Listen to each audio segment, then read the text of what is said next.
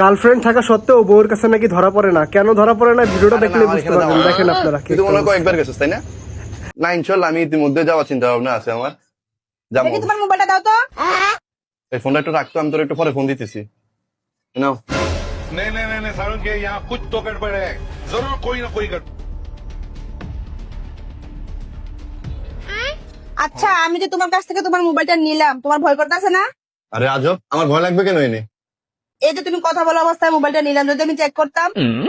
আমার ফোনের মধ্যে এমন কিছু নাই যে তুমি যেটা দেখলে এটা আমার ভয় লাগবে, কিংবা আমি তোমার ঠকানোর মতো কোনো কাজ করতেছি না তো এরকম। এখানে আমার ভয় লাগবে কেন বলো? ধন্যবাদ আমার বিশ্বাসটা রাখার জন্য। এই নাও তোমার মোবাইল। रुको जरा सबर करो। এই শোনো, আমি বাসায় ঢুকার আগে আমার গার্লফ্রেন্ডে বলে দিচ্ছি কোনো ফোন মেসেজ না করার জন্য। এই জন্য আমি আর কোনো ভয় পাই না, বুঝো নাই? কি কি এগুলো কিছুই না, আমি জানি। মোবাইলটা নিয়ে যাও। লাগবে না, তোমার না মোবাইলে কি কাজ আছে?